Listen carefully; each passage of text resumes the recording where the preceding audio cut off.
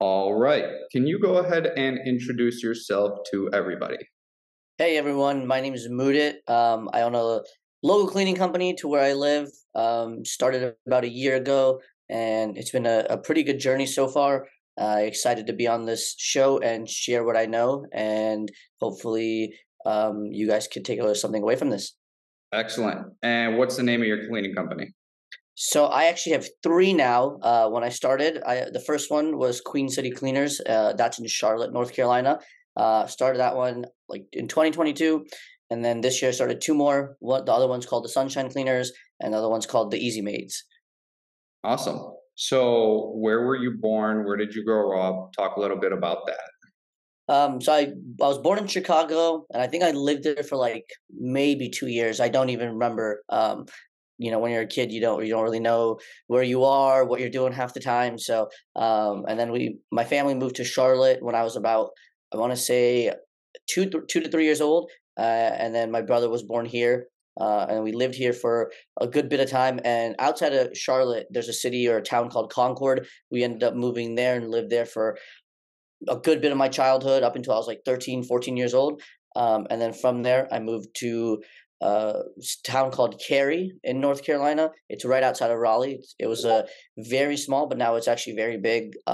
Some of you guys may hear Apple buying up land there to build a headquarters, Amazon wanting to move to the Raleigh area. So that area is really big. And then I went to high school there. After high school, I surprisingly came back to Charlotte to go to college. And then I just live in the city now. If you look out my window, you can see some of the big skyscrapers and whatnot. So uh, I like it here. It's not too bad. Excellent. And a little bit about your childhood. What were some of your favorite things to do, whether sports, reading, video games? When I was younger, one thing I used to love to do was just go outside with like friends. Whether it's play football, play basketball. There's a game called Manhunt, which I'm not sure a lot of you guys are, if any of you guys are familiar with, but it's just like another version of tag. Growing up, we'd be super excited when it was summer, sun's going down at like 9 p.m. Just going out, playing with all the neighbors. Nowadays, I don't really see that a lot when I'm like in neighborhoods or even when I'm visiting my parents back home. You don't really see a lot of kids outside. But playing outside was definitely one of the best things to do. And we would just do all sorts of activities. In the summer, go to the pool. So it's mostly just outside activities, not as much video games, but every now and then, I'd play Call of Duty, Need for Speed, definitely some GTA, GTA 4, GTA 5 when it used to come out, or when I was like really big. Yeah, I mean, I totally agree with you. I live in Chicago, born and raised. But the whole going outside and nowadays, you don't see kids playing, whether it's tag at the park, it's compared to 15, 20 years ago, it's Yeah, all video games, it's all internet, it's all YouTube. So yeah, it's kind of scary. I had a in my parents' neighborhood. I saw like kids in the backyard playing football once, and I was just like, "There's no way they're playing football in the backyard." And then the same group would be riding bikes up and down the street or like around the neighborhood. I was like, "There's just no way. This is like the first time I've seen this in years." yeah, Um, my sister lives up in northern Wisconsin. My two nephews are 10 and 8. They have a little healthy mix of both because it's all woods up there, so they're always outside adventuring, but then they come home a little earlier so they could play Fortnite and Minecraft and everything like that. So I'm glad that they still get to experience, you know, I think we would agree saying a true pure childhood of like being outside and experiencing nature and just connecting with your friends. But then again, I guess they're doing that playing online, Fortnite, you know, all these games. So when you were yeah. younger, did you know what you wanted to be when you were older?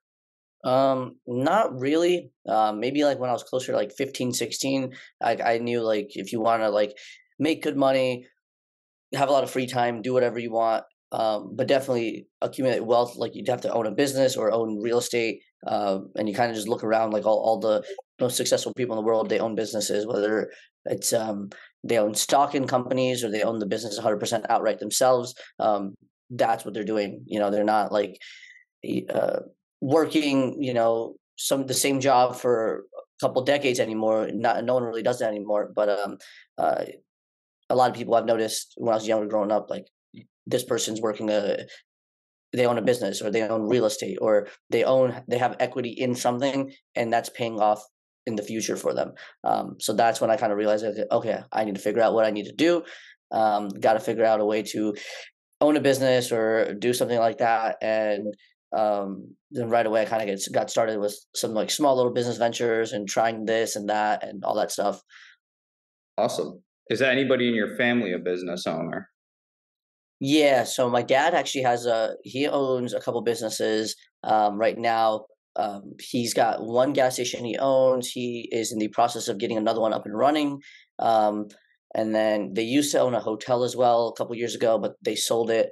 Um, so yeah, I've had a growing up. I'd see my dad like work and manage employees and manage, his more is like a brick and mortar, since it's a physical location, and these cleaning businesses aren't unless you make it. But I've yet to meet someone who's had a physical location for cleaning. But yeah, I grew up like watching my mom and dad like try to run the business and whatnot, and how to manage employees, how they would hire new people, fire people, what they would do if somebody were to quit, or all this stuff. So it definitely helped growing up to learn, because now I notice a lot of people struggle to hire cleaners or maintain them, or manage them day to day.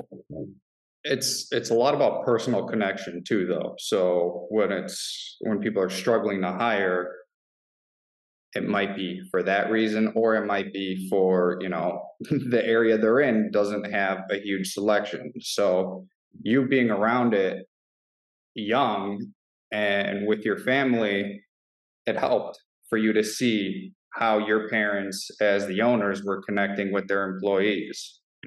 Yeah, that definitely helped the most. Just because now if I need to hire someone, I'd be able to connect with them, be able to talk to them. And it just makes it easier. It's not just like a simple transaction. It's more of like you get to know the person who you're hiring as you're working with them, sending them off to a job or sending them up to a house to clean, you communicate with them.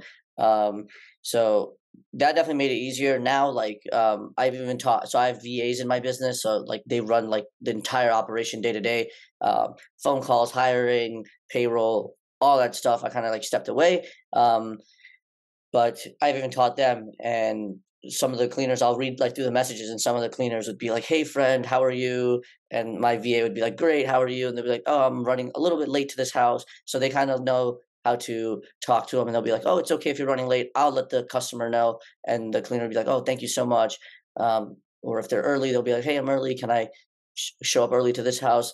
And um, it's more than just like go here, clean, leave.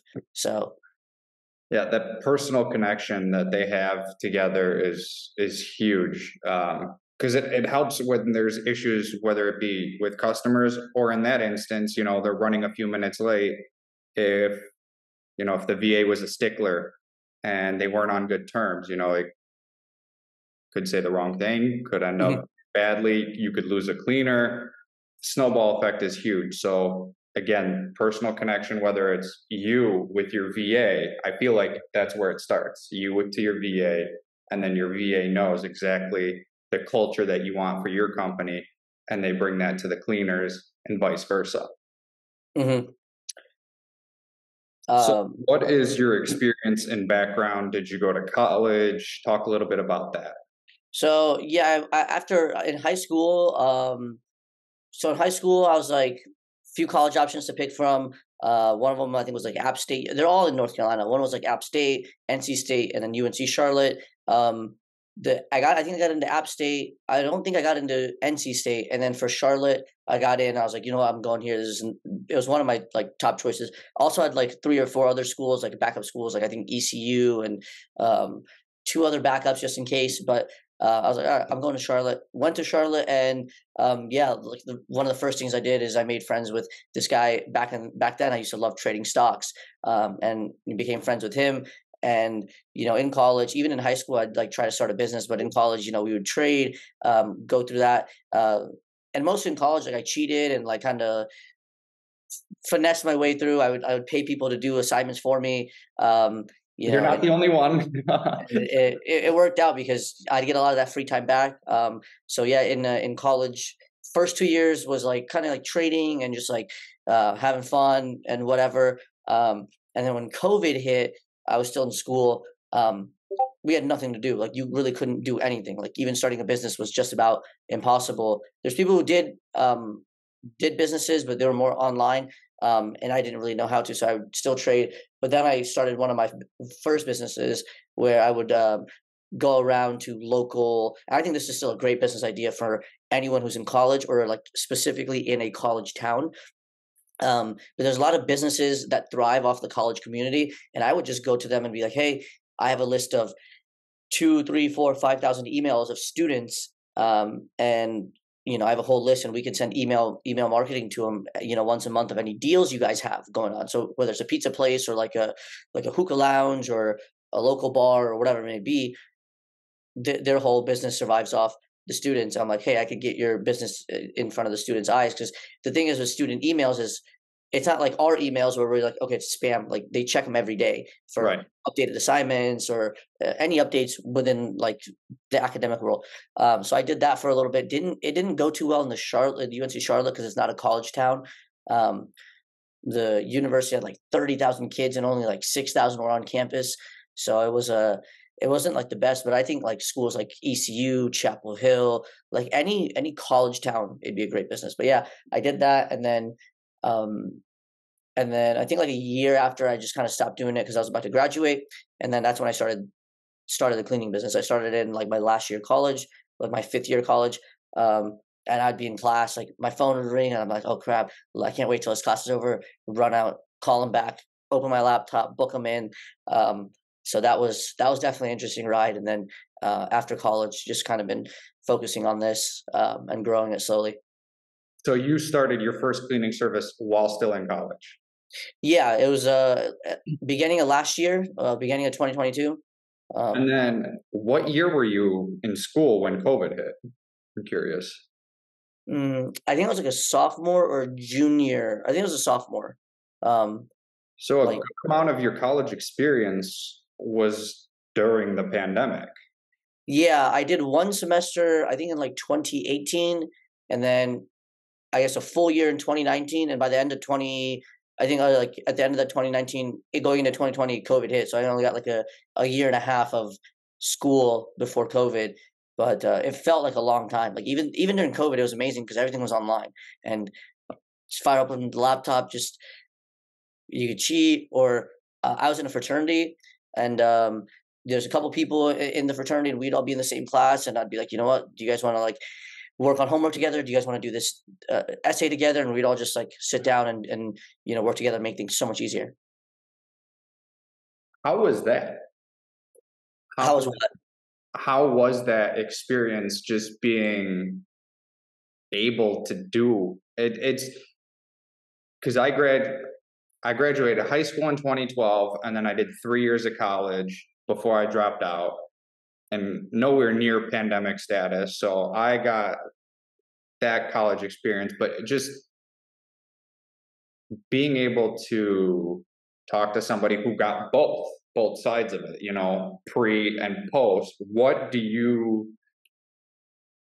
like better of both? Um, What did you hate of both?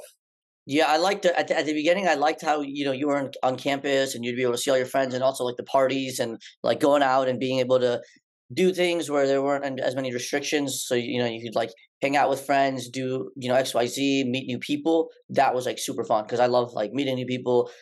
I hated being in class just sitting there and having like someone like speak and doze off every 5 minutes. But like the social aspect, I loved like being on campus, running into friends, all that stuff. But then when COVID hit, I was like, this is cool. I would literally just trade stocks like the beginning, like it was closer to like the end of 2020. Like um, these all these like stock like on the stock market was going crazy, all of them going up and down and all that stuff. So I literally just be sitting at home, like I'd be trading and doing homework and stuff, and that was nice because everything was online. And a lot of the classes they were like pace yourself. So they'd be like, here's the curriculum. By this week, you need to have this, and this done. And it was just so easy because I could do it whenever I wanted. I could do it at midnight if I wanted, 2 a.m., 8 a.m., 10 a.m. 7 p.m. if I wanted to, which was super nice because it was a mix of like your own free time, but you're also doing your schoolwork, getting it done. And then after COVID, it was really nice because they offered some classes in person, some classes online, and then some were hybrid. So, you know, one week it would be in person, the next week it's online. But since we were just getting out of COVID, the school's like, hey, if you don't feel comfortable coming in, you don't have to. And obviously I didn't because like why would I go? So it was very nice, like the flexibility to like do what you want on your own time. Uh, I don't know what a lot of people did, but I tried to use it opportunity to make money. But it obviously during COVID it was like pretty hard. Besides like doing something online, so it was definitely I like to I guess the post experience a little bit better, just because pre COVID it was just too much going back and forth to class and sitting in class and then moving to the next one, and it's just like takes up your whole day. Okay. And again, I know you already touched on it, but when did you start those three businesses? So the cleaning ones I started so the first one I started in like February of 2022. And that's the one I did in Charlotte. Um the way I started I was on Twitter, and this was like I want to say 2021, and I was just scrolling through and I'd see a few people's tweets. So I'd obviously follow like the big entrepreneurs and stuff like Gary V, Elon, and um uh like I think Patrick Bet David, and then there's a few others. I just follow them, and then from them, I trickle down to like some of the smaller business owners, and I found a few people that would like talk about cleaning services. I'm like, this is a very interesting model, where you could take it online through, a software like Booking Koala, where you could literally hire cleaners, put them on, book customers in. You can assign them, show the address, all this stuff, versus you taking calls and saying, okay, let me write this down. I'll show up at your house at this. You have a whole software to take care of everything for you. I was like, this is pretty sick. So I started reading tweets and all this stuff, got into it, and I was like, this is pretty easy. Started that in 2022, a few months after I read about it. And then I did it for the whole year of 2022. And I'm like, you know what? I think I could easily do more, because I hired a VA in the summer, and then she quickly learned and was able to do everything for me. And then in end of 2022, going into 2023, I started another one in Omaha. It's a weird location. I don't know why I did it. Honestly, I do kind of regret it, but started that one in January, and then another one I did in, I believe, April, and that one's in Florida, and that one is Florida's a lot better state to do a business in. Taxes and Well, also the people too. There's a lot more people than Omaha, so it's like that is um, true. it's easier to get up and going just about anywhere in Florida. Awesome. So big question. Why? Mhm. Why did you start them? Or why did you start the first one? The second, two and three, I'm sure because of the first, but what initially got you to the first one? Why? Yeah, so when I was in college, like all my friends were like getting jobs, and then I knew like once you kind of got a job, that's who you are for like just about forever, because it's very hard once you're in to get out, because you get a job and they'll pay you X amount, let's say like 6,000 a month, and it's 72,000 a year. That's not even net after taxes, but after you get it, you're like, cool, I'm getting paid, and you're working. And all my friends, whenever they first get a job, they're like so excited. Same with like my brother's friends who are just about graduating. He's a little bit younger, but they're so excited about, oh, I got this internship, I got this job, and it's all cool, and it's also very nice. But then like a year or two after, I could see their excitement like fall down, and I was like, you know what, maybe this isn't as nice. So I was like, let me start something now. If it takes off, I won't have to work. I won't have to go into an office, drive, go back and forth, commute, do the whole 8 hours. Because it's not just 8 hours of working. You have to wake up an hour before, get ready. You have to come home, take the public transportation if you're in the city, or drive. That takes about another hour out of your day. So you're doing like 10-hour days working, whether you're working or preparing for it. So I was like, you know what, maybe I try something. And that's why I started the cleaning business. I was like, let me try this, see if this works. If it does, great. If it doesn't, I'll try something else before I graduate. And it ended up working. I was like, you know what, it's not too bad for what it is. I'm putting in like, even now I'm putting in maybe less than five, probably like 5 to 10 hours a week. It's very nice. I'm able to, do what I want. Obviously I'm focusing on other businesses as well, but I'm able to still bring in a solid income and then have a lot of free time. I have a dog here who's taking a nap. I got to take him out. I don't know if you want to see. Yeah, let's see. Hi there, bud. Long hair German Shepherd. Yeah. So Boy or yeah, girl? it's a boy. What's his name? His name is Loki. Loki. How old is he? He is turning 4 next month. That's awesome. I got a 1-year-old mini Aussie. Name's Jax. The best. That's Yeah, awesome, man. they're a lot of work. So that's like I guess another reason I'm glad I obviously went this route is I could, after this, I'm gonna go take him to the park, run to the bank, so I could do a lot of these things throughout the day that I wouldn't usually be able to do, which is a huge pro. Yeah, running your own business, whether it be service based or product online or whatever, it's huge when you get to a point where you have VAs and other people working constantly, where you can, if you wake up and you're like, today's a crap day, I don't feel like doing much of anything. You could stay in bed all day or sit on the couch and play video games or watch a TV show. Or on the flip side, if you have so many errands to run, you have the opportunity to do that, or go into the business and work alongside the VA and double down your marketing efforts, or calling up past customers to get recurrings. So big plus for sure. Yeah, it's definitely nice. Some days, if I don't work though, if I don't do anything, don't talk to my VAs. Like on a weekend, if I go out drinking and the next day I'm hungover and I'm in bed and I'm not doing anything, I feel like the business isn't running or I'm not doing anything because I still work. Like on Slack, I'll message like, hey, I'll get emails and I'll be like, hey, who canceled this clean or who booked this clean or why is this cleaner not showing up? Why is this cleaner late? What happened? I'd always just message Slack. So it's like throughout the day I am working, but it doesn't feel like it because it's on my phone and I could be on the go. I could be, in Target just being like, hey, what's going on here? Or, whatever it may be. But it's super nice. But sometimes I do feel like I'm like not working if I'm not doing anything the whole day. So I it's get a weird that feeling. feeling. Yeah. I've talked to several people who have said the same thing. They're like, in the beginning, they put in so many hours that it's so much.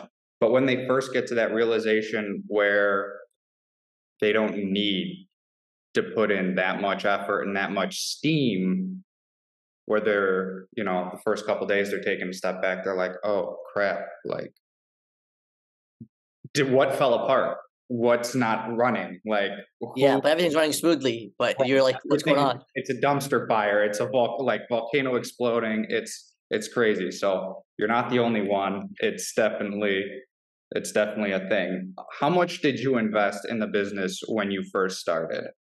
So when I first started, I didn't know what I was like really doing as much. I just knew I had Booking Koala up and running. I had like Google LSA up. And then I was like, I need to try some other ad methods. So I think I tried Facebook ads for a month, maybe spent like a couple bucks, tried it myself. Didn't work out because I had like some weird Russian leads or leads from like Europe or wherever. And even though I put my target to America, like within my city, I did Thumbtack, and those leads were absolutely crap just because the way the app works on the customer side. They could just like they look for house cleaning and then they'll have like 5 6 companies and they just spam all get quote get quote get quote. And I remember like the worst one was this one lady. She wanted like a reoccurring for a big house, monthly or every 2 weeks or something. And I said view lead, and it charged me $80 to view that lead, and she didn't even book. And I was like, there's just no way. Stop that. So I did probably like 10,000 in terms of like the first couple months getting it up and running until it was probably like profitable. In terms of like different ad spend, different setting up Booking Koala, setting up the first round of like ad spend of going in before I got any customers, hiring for cleaners as well. So I'd probably say upwards to 10,000 max. But now I've realized you probably don't need more than like 2,500, even that, to get something up and running to bring in revenue. To get profitable or even a couple thousand in revenue going. So far, and it's not an official competition or anything like that. Something that I'm kind of just tracking through my head with everybody that I'm talking to. So far, I believe the lowest somebody had an initial startup was, I know it was under 1,000. I believe it was like 700. It was either 1,000 or $750. So I'm kind of curious to see who and how much can do it for Hmm. the lowest price. What is the, Yeah, I don't know how you'd get under like 500. I think that guy might have won. because besides, registering the business and all the basic stuff you need to do within your state, um, I don't think it could go under 500. I truly don't. Yeah, I Um, don't think so either. but then again, I guess there should be some more guidelines or rules to this in my head, like how much Mm. first invested before a booking came in. So technically, I guess if somebody got the cheapest plan with Booking Koala at $27, they did the clean Mm. themselves and found somebody on a job board or Facebook group, could be 27 bucks. Yeah, I think it's very easy. Like the first one, I also did like maybe like probably like 2,000, 2,500 before my first customer came in. But until I was profitable, definitely, or like before I was bringing in a good bit of money, definitely, I'd say upwards of like 10K for the first one in terms of different ad spend. I also did like a little course with someone, and that was a good bit of it that I count towards it. That way, I'll Okay. maybe write it off. But if we're talking before the first customer, I'd probably say like 2,000, maybe like 1,800 to 2,000. I remember my biggest mistake was leaving the hiring ads on, and I got charged like $400 for that. Um, so kind of learned from the first time around. That's a huge thing, is the learning experience going through the whole process in the beginning, when you have an kind of like an aha oopsie moment like that, it sticks with you, especially Mm. like, I mean, if you caught it early and it was like 20 bucks, who knows? You might have done it again. But $400, you're like, I know to make sure not to do that, not to leave it on, check everything. So from for your first cleaning service, the first one you started, how much in that one, how much revenue have you done in total since then? So I think we're just about at 200,000 since last February. I think like 190 to 200K, somewhere around there. Um, so with that one, it was I've talked to some friends and like some people, and they're getting theirs up in like 8, 9 months from like zero to like 30K a month in revenue, which is just insane. Not really sure how they're doing it in such a short amount of time.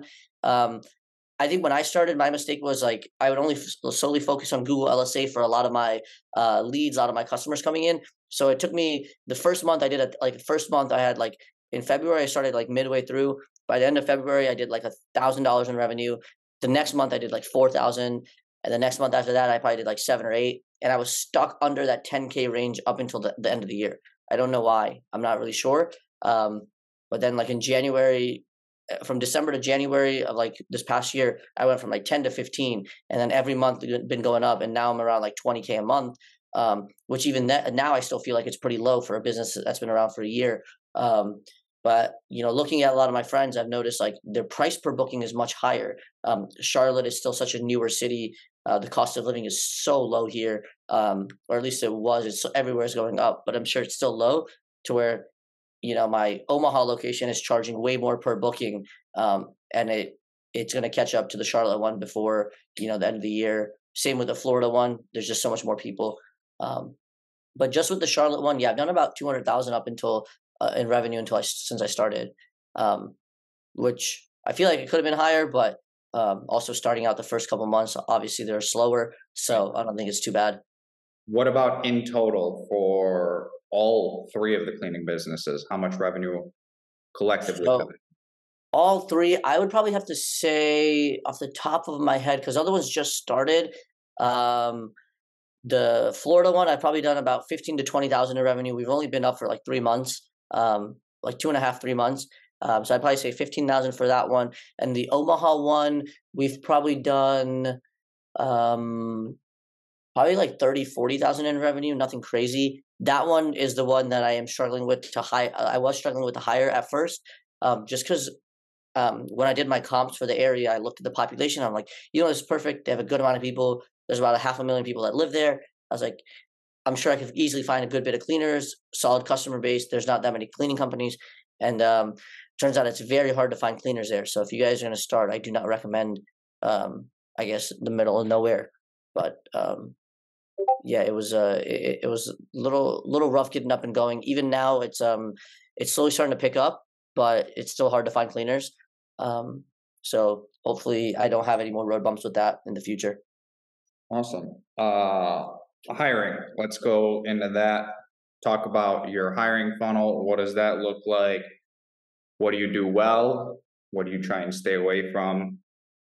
So before I don't like hire anymore myself, because I have my VAs doing like all the day to day. But before I would just it'd strictly be Indeed, post a job app, get a few applicants coming in, and I would do everything remote. I don't think I've met any of the cleaners that are still with me today, um, except for one or two who've come to clean my apartment since I have a business in my town. But what I would do is basically, I've noticed I would try to set up a Zoom interview at first with a lot of the cleaners, try to make it professional. Most of them wouldn't even know how to use Zoom, or like they'd be like, "Oh, that's too much work." So I'm like, you know what? Let me just do this. Let me text them, say, "Hey," or I'd give them a call. I'd be like, if they answer, I'm like, "Hey, this is Muda with the XYZ Cleaners. Looking to, I saw you applied to the company, to the job posting for cleaning. Wanted to see if you were interested in doing an interview. 15-20 minutes. All I need. Do you have a good time? I'd be like, is this a good time? Just to get to know each other and do the interview, or would you want to set something up? A lot of times they say now would be good. Knock it out.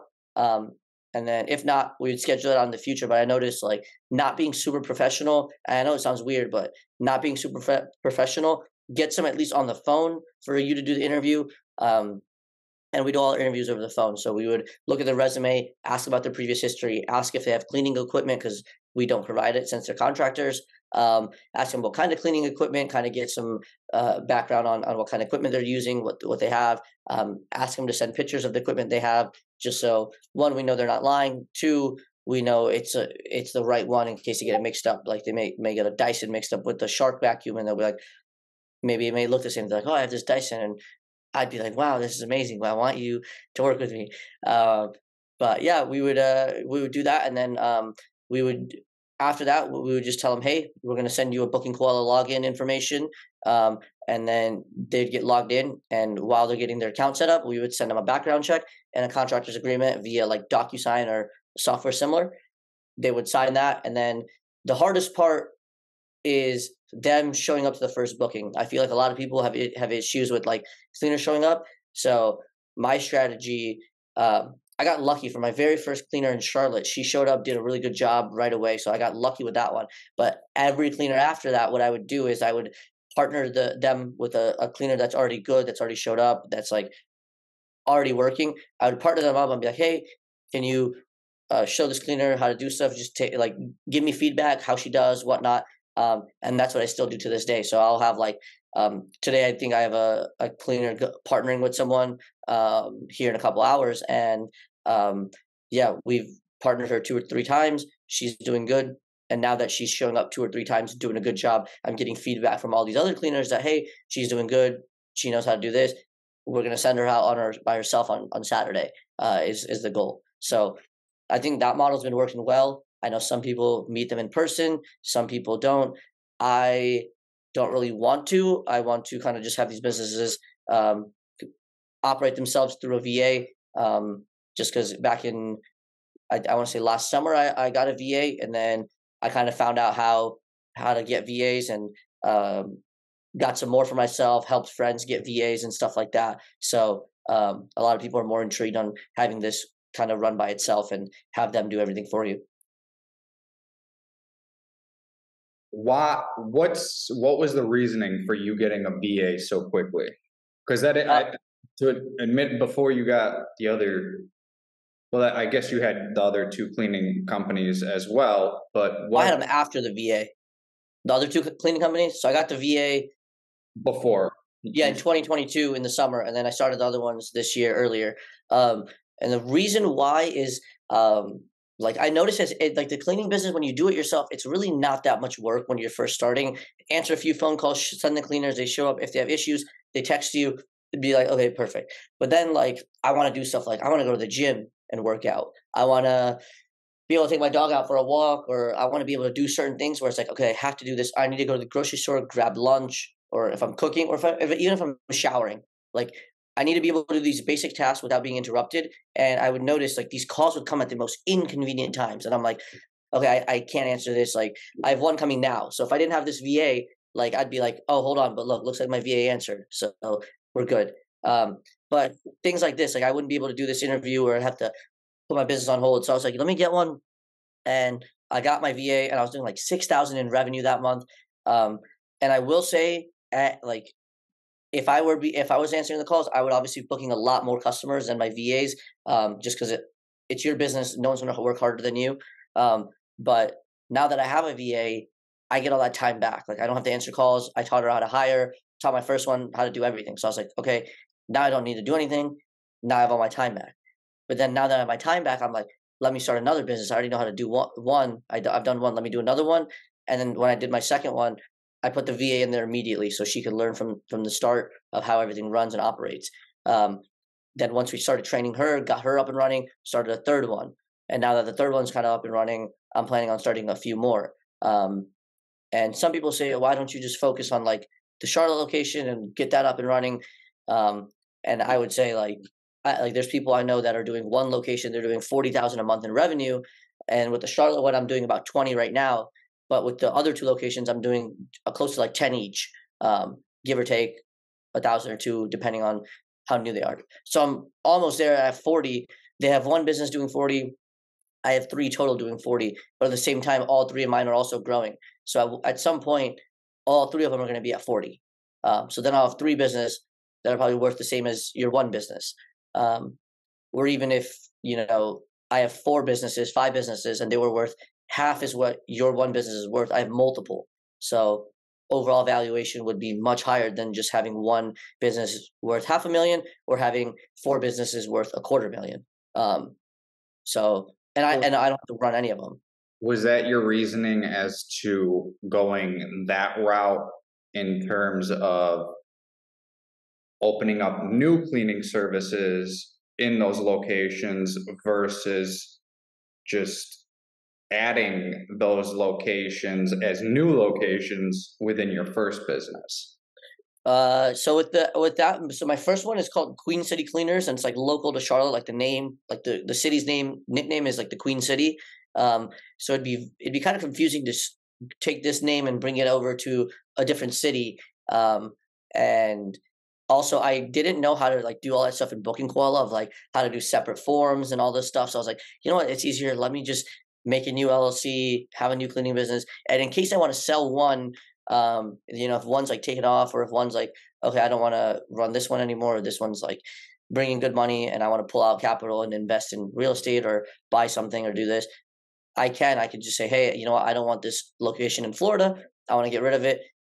Boom, done. But I still have my other cleaning businesses cash flow. But if I had them all under one, I would have to obviously either sell them all together, or um, just keep them if I can't sell them. So that was my kind of reasoning. And then also with all these other ones, I kind of nicknamed or named them local to where they are. So the Florida one is called Sunshine Cleaners because it's the Sunshine State. So it's local. When people see it, they'll be like, okay, this seems local. And they are local. All the people that work there are obviously the cleaners are from that area. So it's kind of a plus. So when you go to sell it, it's not like a franchise of Molly Maid or something where you're trying to sell. It's a whole business that thrives on the local people, local economy, and has roots that started from that city. Awesome. Marketing. Let's go into that. What are your marketing strategies? I know you already talked a little bit about Thumbtack and Google LSA. Let's just dive into that some more. So right now I'm using Google LSA is one of the big ones I'm using. I also have Angie's going. I'm not sure if a lot of people are using that. Do a lot of people that come on use Angie's? Like Angie ads? Still, there are a few. They always touch it in the beginning, try it out, see how it is.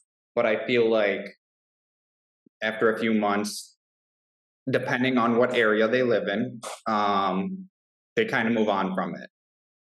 Yeah, so I've noticed with I've tried that and it didn't it went well. It did really good for a little bit. Like I got so many bookings like for like 1 or 2 months and then it slowed down. So I used Angie. I still have like Angie active for two of the locations I use. So we'll see how that does. But so far, I don't think that's worth all the money, honestly. Google LSA, like sometimes it slows down, sometimes it like takes off. I also do Google Ads, so I have a Google Ads guy who's in the UK, surprisingly, and he owns like four cleaning businesses. So he's in London, and then he has one in London, and then like three others surrounding London. And I guess I found him through one of these groups I'm in on Discord or whatever, and to like check out this guy. So I got on a meeting with him, and he's like, it's a $500 retainer, cancel anytime. I was like, you know what, I'll try it.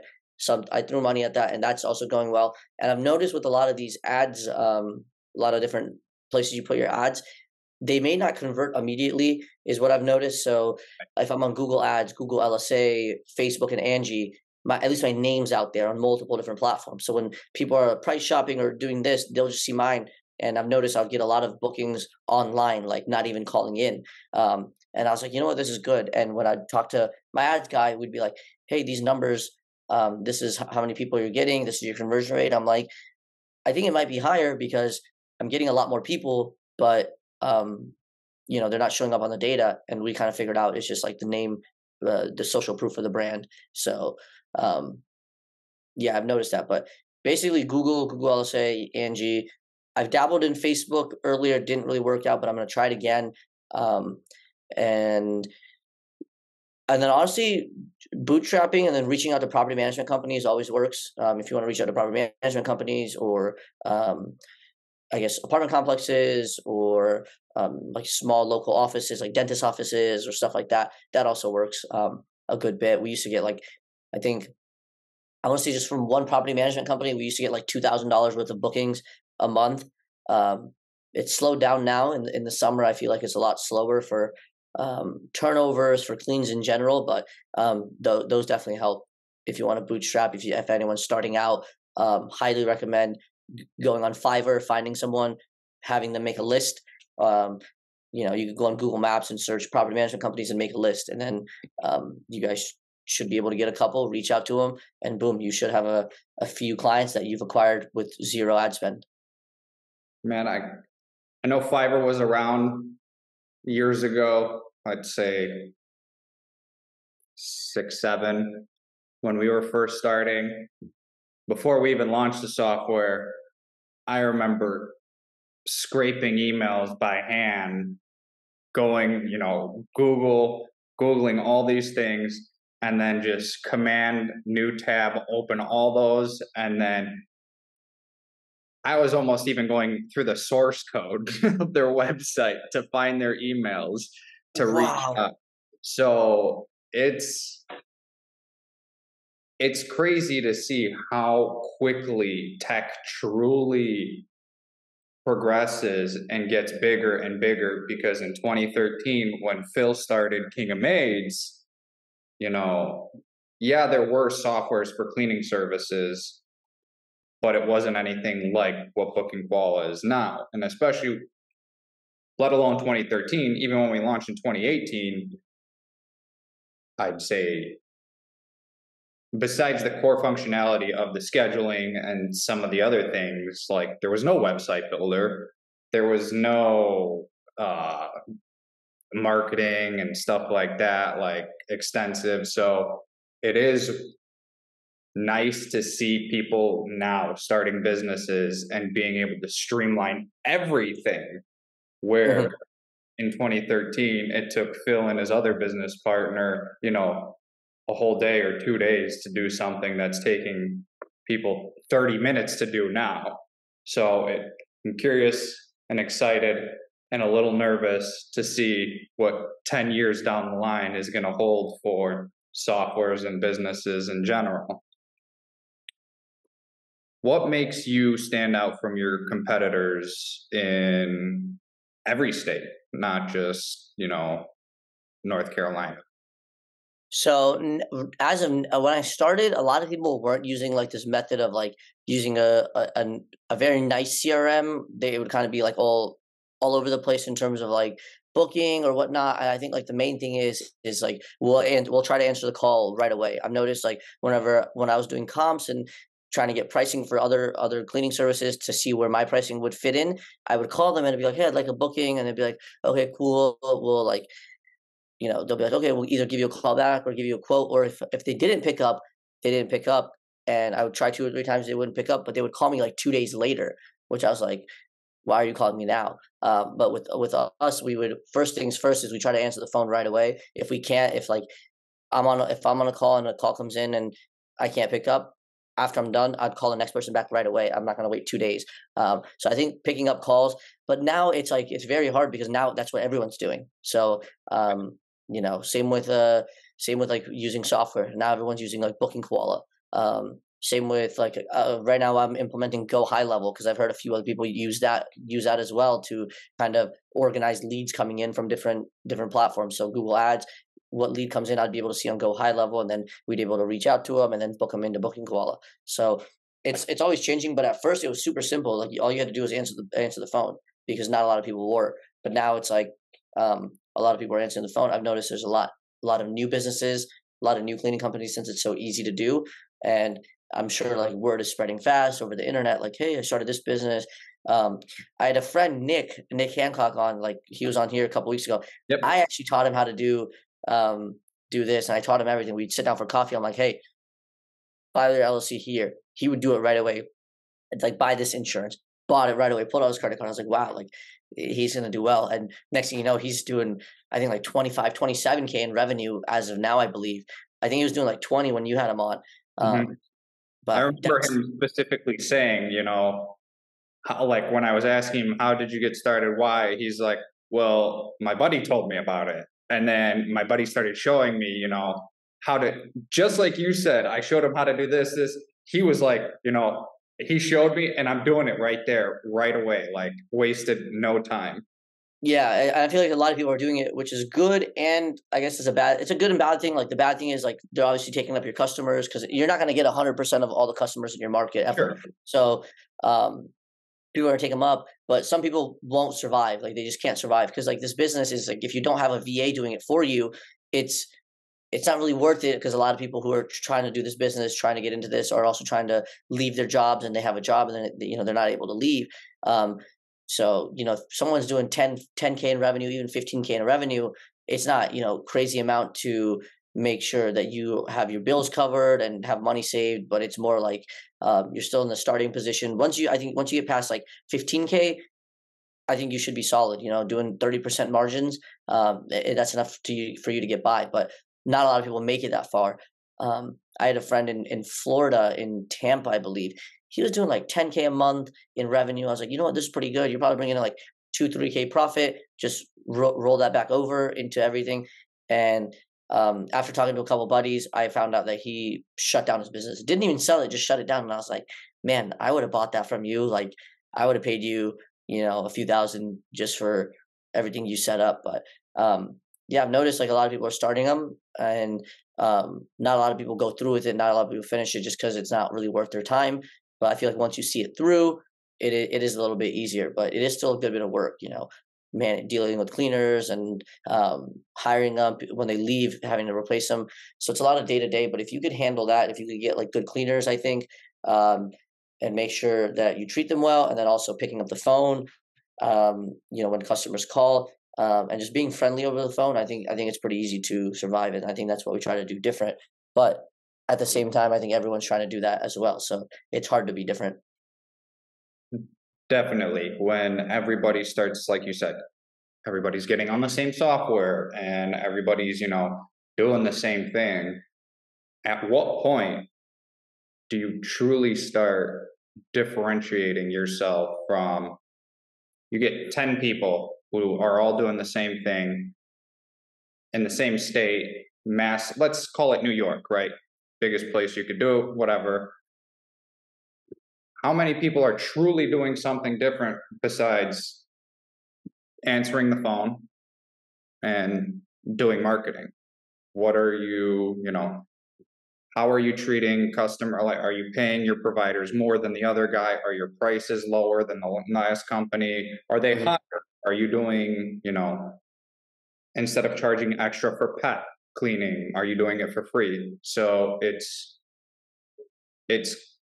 kind of what's the word I'm looking for? It's great, but at the same time, in a couple years, where are we going to be at with cleaning services? I personally believe it's going to start going into other industries. Mhm. Everybody sees right now, you go on Twitter or you go on YouTube and you kind of look up service based businesses. Home cleaning is the easiest one because you could go to the dollar store, Home Depot, and get, cleaning supplies right away. You don't even need to hire a cleaner, you could do it yourself. Other industries is a little bit tougher, but in a few years, what is that going to look like? Yeah, it is interesting because it is the easiest one you could start. When I started, I was like, wow, this is easy, and not a lot of people are doing it. But now I see, like, a good way I look at it is when I go on Google LSA, like I type in house cleaners near me, and when I started, there was like 7 or 8, including me, and I was like, wow, okay, this is like not bad. It's not too bad. I could easily compete.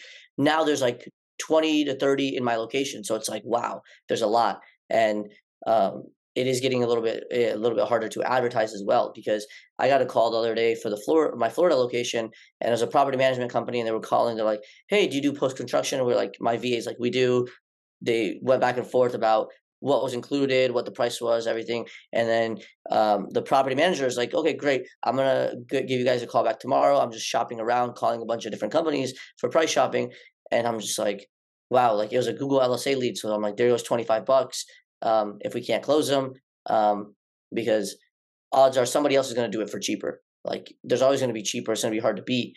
So then you have to find other ways to stand out. But then again, it is very hard to stand out unless you're not being the cheapest because it seems like people all they want is like the cheapest service.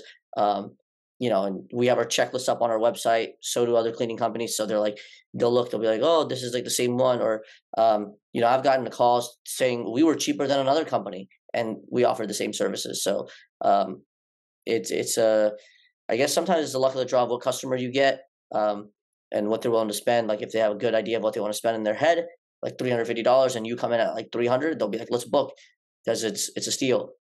Um, so it all depends. But I think a few things to like keep you um I guess separated and keep you above everyone is one, like if you're in the business yourself, I would say hire a VA. You know, you could easily have a VA hire cleaners, have them follow up on leads, have them build out Excel sheets of like data for where your ad spend's going. That's what my VAs are doing. They're figuring out how many Google LSA book clients we get, how many of them we book, what the conversion rate is, all that stuff. So I have them doing literally everything, and I'll just get reports at the end of the day. I'll get another one at the end of the month, and just kind of see how everything's going, and that definitely helps because I'm able to see like what's going on in the business, where I need to focus more on, where I could take some money, put somewhere else, and then next month I could see what difference it made. So going in with the VAs and this next question, how much time did you spend in the beginning on starting the business versus how much do you put in now? Um, when people go to hire their VAs, when they talk about it, like I believe you did it kind of early, but it worked out for you. Your timing was right, the way you hired your VA, because obviously it's working. Um, at what point did you realize, okay, now is a good time to hire that person? I know enough for hiring, I know enough for marketing, I know enough for my customer service that I can now teach another person. So I guess it's a two-parter. How much did you spend time wise in the beginning versus now? And then at what point did you realize I can get my VA? So at first, I think I was doing like 20 hours a week ish because like I like to outsource stuff and let other people do it if I'm not good at it. Like if they could do it much faster than I can. So I had a custom website built. So I paid someone to do that, so I didn't have to deal with it because that would have taken me so long. But, in terms of like answering calls, booking, hiring, I'd probably do like 15, 20 hours a week, nothing too crazy. Because I was still in school and running around with my dog. But then I kind of got my VA after I was like, okay, I'm making decent money. I could probably get one now. And that was around like 6,000, 7,000 in revenue. And the reason why I did it early is because the VA could be in place as the business grows, so they know what's going on. So end of last year, I actually started like a VA sourcing company. Like I would help people in groups, like because I got a VA and I was like, okay, now I know how to do this. I can help you find good ones because I have three. Um, so I would help people find VAs, and it was interesting to see at what point other people wanted to get VAs as well. And like the sweet spot was like right around like the $8,000 to $10,000 range is when a lot of people will like reach out to me and they'd be like, "Hey, can you help me find a VA? I'm doing this," and I'd be like, "Okay, what's your revenue? Like, what is it at?" Well, I'd be like, "Okay, this is a great time for you to find a VA." So that I'd was say, 8 to 10,000 revenue, not profit. yeah, revenue. Just because at that point, if you're doing 30% margins, which it may be hard to do at first, just because you're spending a bunch in ads and trying and doing trial and error, a VA is just going to run you like 800 to 1,000 a month. Um, but at least you have someone there to pick up the phone, and you can slowly train and have do stuff for you. Where then you get a lot of your time back, and you're able to do a lot more stuff. But I also had I'm actually helping someone right now find a VA. Literally just reached out last week. Um, and that person's doing like 30,000 in revenue. And I was like, wow, this is interesting that you think like now is a good time for a VA versus, if you got one when you were doing 10,000. The only reason it is might be a little bit harder for you to train them just because, there's so much going on, so many calls coming in, and so many bookings throughout the day. But I think it's still pretty easy to train and get them up and running. And with the VA now, I'm probably doing like 5-ish hours a week, 5 to 10 hours a week max, I would say. A lot of it comes down to like quick little 2 to 5 minute text messages, video messages, or calls, or Loom videos, or whatever it may be. Like I'd be like, make a Loom video. I'm like, hey, can you please do this, and then send the Loom video. Or I'm like, hey, can you please tell me why, we hired this cleaner versus this cleaner, or whatever it may be. So it's more like just checking in, popping your head in, at this point. And I think it comes up to like 5 to 10 hours, nothing crazy. Okay. Um, and then the second part was, I guess you kind of already answered it within. So, where do you see your business in the next 5 to 10 years? So my goal is the Charlotte one's at like 20K, which is not it's pretty good, not bad, but it's going to be growing every month. I don't know about the summer. Hopefully it grows, but I looked at last year's number and the summer slowed down. But definitely want the Charlotte one to grow. Want the other two to catch up. I think once the other two hit like 2 months in a row of like $12,000 a month in revenue, I'll open up another two locations, hire two more VAs, and then get a VA to oversee all five of the other VAs, if that makes sense. So then I'm like completely out of it. Like I don't have to deal with it anymore. And then just let those businesses ride. And then within like 5 to 10 years, hopefully I could sell them by then. Is the goal, depending on how much they're cash flowing, how much and how much they're worth. It'd be cool to sell all five. But if those five are going well, I may even make 6, 7, 8, you know, 9, or even get up to 10 locations, 10 different cities. So I'm not sure, but as of now, I know by the end of this year, I'm going to have 5. So I opened one last year, hoping to open up 2 more this year. And then we'll see how that goes. And maybe next year, just to kind of organize everything, make sure the 2 latest ones, 4 and 5, are up and running. And usually when they're up and running, then I could focus on opening more or maybe doing other things. But I think that $10,000 a month revenues is a goal to get all of them up before I start more. Just because that comes out to like, I think like minimum 2,000 in profit a month. I want to say, and if I could have them at least 10,000 in revenue, have like 4 or 5 locations doing that minimum, even though they're going to obviously grow to 20, 30, it's not bad money coming in. And once they get to 20, 30, the margins go up exponentially just because you're not spending as much in ad, you're bringing in more revenue. The cleaners are still taking roughly 55, 45, whatever the cut may be. So yeah, that's my goal in the next 5, 10 years. Hopefully sell them, but if I don't, I'll probably have like 5 to 10. Awesome. With going back a little bit on marketing, SEO, social media, are you doing anything with that? Yeah, I don't know. I've heard like SEO is not a scam. I don't know. Like I heard it's just like natural. So my website is like good SEO ratings. There's a website you could check. So I don't know what you could really do for SEO because you could like make tweaks to your websites and make it better and put more data into it. Like list your city and list your all your services to make it better. I had a friend in Florida who said he hired this SEO guy and paid him like $300 $400 for the first month, and he got him a ton of leads. So I was like, you know what, I might give it a shot because I've heard people say don't do SEO. It's a scam. People just will lie and they'll do this and this to bring a website up. I don't know, so I'm gonna try it out. I'll say it's a scam if you have no idea of SEO, if in its entirety, right? If you Mhm. because like growing your SEO, you want to start a blog and have several, you want to post in the beginning at least once a week.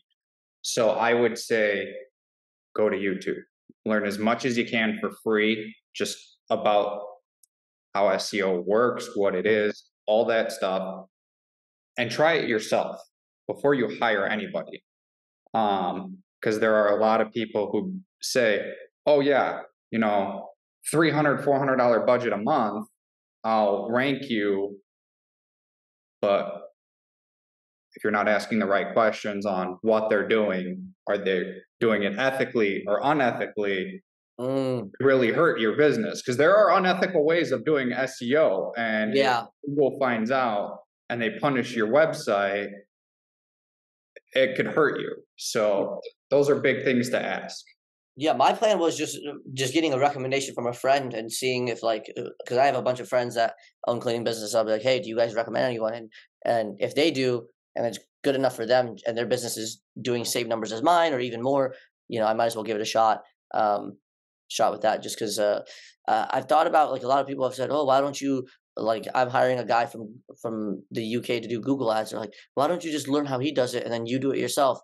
And I could, but then I'd be putting more time into my business again, and I'd be taking away from the time where I could build more of these out and just like hire someone to do this, hire someone to do that, hire someone to do this, and if they're all still cash flowing, I still have all my time back. So that then I could be, you know, just like you guys, how Booking Qual is made, multiple cleaning businesses, and then you're like, oh, you know what, the world needs a software. Um, let's go build a software. I could do the same thing. Like I could build a bunch of cleaning businesses, and then I could build another business, like a product based business, since I'm in the service business. So then I could run one of those. So yeah, I'm a big fan on outsourcing, just because like if you're always still answering the phone and you're still you're the one hiring cleaners, and that's all you're doing all day, 7 days a week. One, you're not gonna have any free time to do what you want, and then two, you're still stuck doing the same things over and over and over, and it's very hard for you to grow. Um, but yeah, with the SEO, I'll definitely take a look at it. I'll definitely watch some YouTube videos, see. I was gonna reach out to my friend and just get that guy's number and uh, kind of just run trial and error and see what happens, and see if we could increase in search ranking. It's not, in all aspects of it, a cleaning business is not sexy whatsoever. It's not a sexy business. It's not, oh, I'm drop shipping tech products and doing 10K. It's not sexy. Hmm. What it is it's sustainable. Service businesses are always going to be here. Products, they come and go. They're hot for a couple months and then they're ice cold forever. So having a non-sexy business that is always going to be there and is always growing versus starting 2 to 4 businesses a year if you're selling product, I'll take the unsexy, for sure thing versus being able to brag that, oh, I've done this, this, and this. Like I've had 10 companies in the last 2 years. But why? Why would you need that if you could have one that's Hmm. sustainable, Yeah. So going a little bit more towards the software side of it, when you started, so how long have you been with Booking Koala with us? Was it right from the beginning, or did you try somebody else out? So when I started with Convert Labs, Okay. um, and because I looked at Convert Labs, and then I got a meeting with like a demo. And I was like, oh, you know what, this is pretty cool. And I looked at Booking Club. I'm like, wow, this is confusing. Like I didn't even get do the demo, but I was like, wow, this is complicated. I'm like, all right, I'm just gonna do Convert Labs just because I needed it up and running. Like I was like, all right, get me up and running. I need to like start getting things done because I'd rather just get it done first and then figure it out. Um, I think it's easier that way. So I did it for like 2 months, I think, with Convert Labs, and then I had solid business coming in. I was like, okay, this works. Let me switch over to Booking Call, and then I switched. So I think I switched around April last year. So I did like February, March, April, and then in May, I believe I switched. I think so. I did like 2 months, 2.5 months with Convert Labs, and then switched to Booking Call. What was like, I guess, the defining reason for leaving Convert Labs and coming over to Book and Koala within that 2 month span? Like, why did you choose it after the 2 months? I think there was like back then there was a lot more features. I can't remember what features like specifically stood out, but I liked how you could upload pictures. Like the cleaners could upload pictures. That was a cool one. So I was like, oh, this is cool. I could use this, and it'll definitely help me. A lot of like the back end settings, like a lot of the more complicated ones of like how you could adjust the pricing of certain things, or um, I don't know. I don't really know a lot of the settings on the top of my head, but you could configure like your booking call very. It can be very unique and very specific to your business. So um, yeah, I can't really think of any off the top of my head just because I've been using it for so long. All these features seem normal to me, but Sure. when there's a lack of features, you think that you'll be like, "Wow, all these features are so cool." So I thought Booking Call, I was like, "Wow, this is like so cool that you guys have all these features." So I switched over, um, and yeah, it's been smooth sailing since. Excellent. What, I guess you kind of answered that one. What drew you into using us and why? Is that basically Yeah, it was just the features that were available at the time. You know, the features. I don't know if Convert Labs had an app for the cleaners to clock in and out of. I can't remember. Um, yeah, definitely don't remember. I don't know if they did or not, but it was cool that they had an app or that you guys have an app. I don't think they did. That was also another reason. And then um, yeah, I think it was just a little bit more complex in terms of like the way you could schedule, the way you could like how you guys had hiring within Booking Koala, how because now on my websites I have a hiring form and it goes directly into the Booking Koala, so we could see who applied. You could edit the time logs. You could do a lot of stuff with the time logs. Check the location of where the cleaners clocked in, clocked out. That's another feature that is super helpful because I'll look at some of my cleaners where they clock in, clock out of to make sure they're not clocking in 2 hours away and then driving to this place and going to this place and getting lunch here and all this stuff. So a lot of these little features definitely stood out. perfect? What's one feature that we have that you couldn't live without? Hmm. And besides the general, the whole software as itself, or the booking form, kind of something more specific.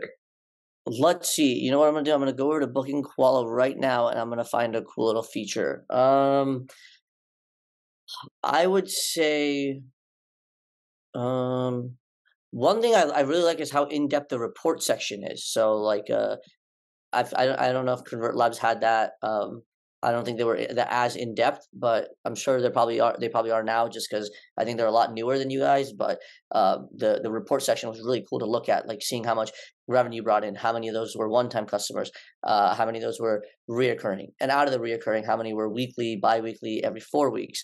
So you can If see you all the have data. multiple locations, you could do it, location based as Yeah, well. you could see, okay, what location brought in what revenue, and you break it down. So I think the report section is really cool. I think that's one of my favorites, and then also the um, I like the feature on the I use the calendar view, and at the Okay. top of it you could there's a little like a map. When you click the map, it shows you where all the bookings are. So it's easier if you have a lot of cleaners and you know where these cleaners live. You could be like what part of the city they live in. If they live in like the northeast, You could be like, okay, there's a booking here. I'm going to assign it to the cleaner that lives closest to this location. So that's a cool, convenient feature to have, instead of making your cleaners drive 40 minutes around town when there's a booking in their backyard. Right. Awesome. And then I guess, what are some words of encouragement that that you'd give somebody in your shoes a year ago? Somebody watching this, what would you tell them to get them started? Yeah, I would just say like just don't give up, because like no matter like I feel like no matter what it is, what business or what, like whatever you're doing, whether it's working out or losing weight or gaining weight or starting XYZ business, like as long as you don't give up, because in history, like I don't think there's like anyone who's like gave it all their effort and never gave up that hasn't like succeeded. Like you look at anyone, whether it's 5 years, 10 years, 15 years, 20 years, as long as someone sticks with a path and they go down it, you'll succeed. Like it's inevitable. As long as you stick with, like, you just can't give up. So if you think like that, this business should be pretty easy. You could say the same thing for like maybe candle making. Like you could make these candles for years, and not might not be good, and then next thing you know, like you're popping off because brand awareness, you're everywhere. And same thing goes for like people making TikToks. Like I have a buddy who wants to make a podcast, or who's trying to convince him to make a podcast because he knows a lot about sports. He watches every single sport: hockey, football, baseball, basketball, everything. I'm like, dude, make a podcast. And he's like, yeah, I'm worried it won't take off. Like I don't have a lot of viewers. I'm like, well, obviously not. You haven't even started. You don't have any viewers. But if you keep doing it, you make TikTok clips and you put them up, it'll reach the right audience, and eventually it'll blow up. Like, you know, it'll work. So as long as you keep going, keep doing it, it'll take off. I'm sure Booking Koala was probably back in the day, some measly software that 2 or 3 people used, and people were like, and they were freaking out about it. They're like, this is so cool. And it's just like, you guys just who all the founders, you guys were like, yeah, we got two clients, 3 clients, let's go. 100%. And then now you guys, I don't even know how many you have, probably in the thousands. So that's really cool. As long as you get the I guess the snowball rolling, it'll get bigger and bigger and bigger. Right. And like you said, telling your buddy who wants to do the podcast, I mean, like you said, he hasn't even started. My friend, a good friend of mine, yesterday or the day before, posted on Instagram. He's a bodybuilder. And he posted on his story, and it said along the lines of, when you start working out and you post pictures and you're skinny or whatever, and nobody likes it, it's corny. A couple years later, you're putting in the work, you got all these followers, it's not corny anymore. You start a YouTube channel, you get 5, 6, 7 views in the beginning, and it's corny up until you get a video that goes viral, and then everybody loves you and wants to know more about it. So I don't want to say everybody wants the success immediately without putting in the work. I mean, everybody would love that, but again, you got to put in the work and just take the jump, take the leap, go ahead and do it. And the people who will back you are your true friends and family, and the people who will call you corny, leave them behind. They'll probably catch up in a couple years and be a fan. Right, exactly. They'll come around. And that happened to me and Phil when we were out after the software, came out in a few years. I legitimately had people who bullied me in elementary school and middle school come up to me and be like, oh, acting brand new almost and being like best friends just to get information now that it's cool. It happens. So just take the leap and do it, Yeah, it's definitely worth it. And whenever you do something, it's better to just get started and do it like wrong. Like when I started with like Convert Labs. Not that they're terrible or not that they're great or anything, but I started and I was like, I'm like, okay, this works. It's working. It's going to do the job. Then you could like shop around for different CRMs, see which one's better. Same with ads. You could start with one and at least get some clients coming in, and then you'd be like, you know what? this is good, but let me find something else. I know like I've done businesses, like you don't even it's bad to say, not that I did it with this one because you need to have an LLC to kind of start this and get the insurance and everything, but there are businesses you could do without, like without getting an LLC form. Like some people get caught up on the fact like I need an LLC, how do I do this? But you could literally get an LLC, you could literally do anything without it. Like when I was in college, I was doing my, like it was like the marketing business where I'd go to local restaurants and businesses from colleges, and I would just start that. I just made like a pitch deck. I just went and pitched them, and then once I started getting clients, I was like, okay, maybe I should make this into an LLC, get a bank account, and all this stuff. Um, Same with you know just about anything. Like you could get up and running, get started, and then once it's starting to take off, you could be like, okay, I need to do this to make it better. I need this to make it better. But if you think about that from the start, you're just never going to get anywhere because you don't know what works and what doesn't. Basically, get out of your own head and go out and do it. I mean, put like Yep. blinders on and go for it full force, and you're not going to regret it. You're always going to regret not starting sooner, but you're never going to regret starting when you did. Hmm. So, I agree. Mudit, appreciate your time. Thank you so much for everything. It was awesome hearing your story and hearing your success. And we wish you all the best from everybody at Booking Koala. Thank you for having me. This was so much fun. I've heard Nick told me, he's like, you got to get on this podcast, and he's like, hey, I even gave you a little shout out. So I was like, you know what, I'll reach out, and I shot you an email right away. So thanks for having me. Thanks for taking the time out of your day and letting me share.